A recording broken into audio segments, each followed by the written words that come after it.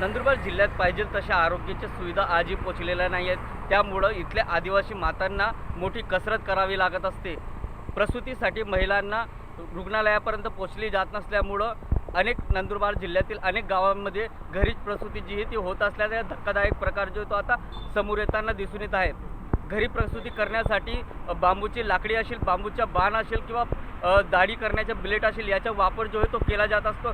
तर महिलांना अधिक वेदना होऊ नये यासाठी महूची दारू जी आहे ती देखील दिली जात असते. असा धक्कादायक प्रकार जो आहे तो समोर येताना दिसून येत आहे. नंदुरबार जिल्ह्यामध्ये आरोग्याच्या सुविधा मिळाव्या यासाठी केंद्र सरकारकडनं नंदुरबार जिल्हा आकांक्षित जिल्हा म्हणून घोषित करण्यात आलेला आहे. मात्र तरी देखील आरोग्याची सुविधा जर नंदुरबारसारख्या जिल्ह्यात मिळत नसतील तर राज्य शासनाकडनं विकासाच्या आणि गतिमान विकासाच्या गोष्टी करत असणार तर याला उपयोग तरी काय असा देखील प्रश्न जो आहे तो उपस्थित केला जात आहे.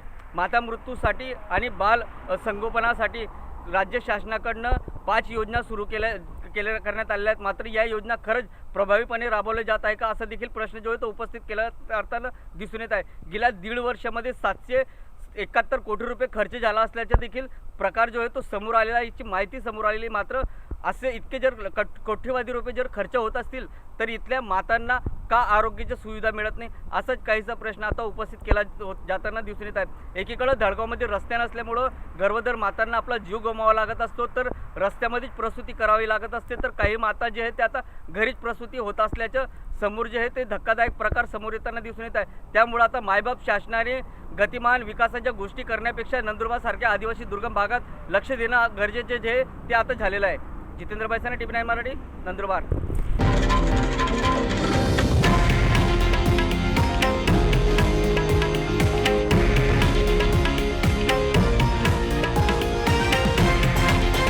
हे आहे देशातील नंबर 1 न्यूज नेटवर्क आणि आपण पाहत आहात टीव्ही 9 मराठी, एकमेव.